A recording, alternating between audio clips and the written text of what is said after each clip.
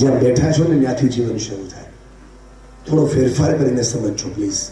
હું બોલ્યા કરું તમે સાંભળ્યા કરો એવો પ્રોગ્રામ આપણે કરવો જ નથી.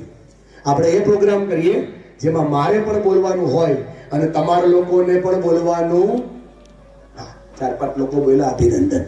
એક ઓર ટ્રાય કરીએ. મારે પણ બોલવાનું છે અને તમારા લોકોને પણ બોલવાનું.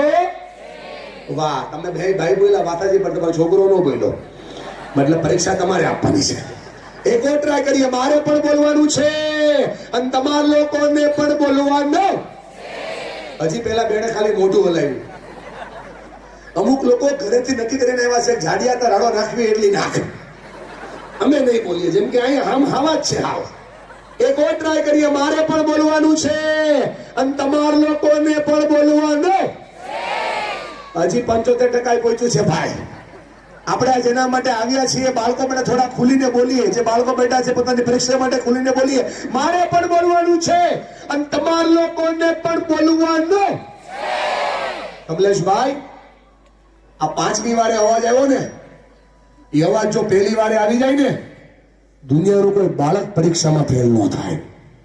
પણ આ 5મી વાર વાળો અવાજ પહેલી વારે આવતો નથી એટલે પ્રોબ્લેમ છે. સમસ્યા આ છે. વધારે જમણા હાથની આંગળીને આમ કરો, આમ બધા જ કરો, ચિંતા નહીં કરો. આયુર્વેદિક દવા વેચું છું ભાઈ, નુકસાન જરાય નહીં કરે. ફાયદો તમારી તાસીર પ્રમાણે કરશે. વાપરો એટલે ફાયદો. ચાલો આમ આંગળી કરો, વેરી ગુડ. થોડીક પાછળ લઈ જાઓ, વાહ ભાઈ વાહ. થોડીક ઓર પાછળ લઈ જાઓ, વેરી ગુડ. થોડીક ઓર, બેન પેલાની આંખમાં નહીં નાખતી.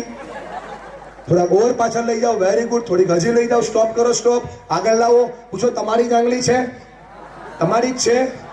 આજે તમને બોર્ડના બ્રહ્માસ્ત્રનો સીધો સાર સમજાઈ દઉં. પહેલી વાર આંગળી ગઈ એ તમારા બાળકો કરે છે એ કામ. આ બીજી વાર આંગળી ગઈ એ તકલીફ પડે, મુસીબત પડે, સમસ્યા પડે ને કરવું પડે એ કામ. આ ત્રીજી વાર આંગળી ગઈ આ શિક્ષકો એને બેસાડીને કે કરવું જ પડશે હો, અને પછી કરે એ કામ. આ ચોથી વાર જે આંગળી ગઈ એ પરીક્ષા નજીક આવે, નજીક આવે, ઉર્જા નજીક આવે, તકલીફ પડવાની શરૂઆત થાય અને પછી કરવું પડે એ કામ. અને આ 5મી વાર જે આંગળી ગઈ ને એ તમારા બાળકથી થઈ શકે એમ છે કામ. જો એ કામ થાય તો જીતવાની શરૂઆત થાય. જો એ કામ થાય તો તાકાત લાગી જાય.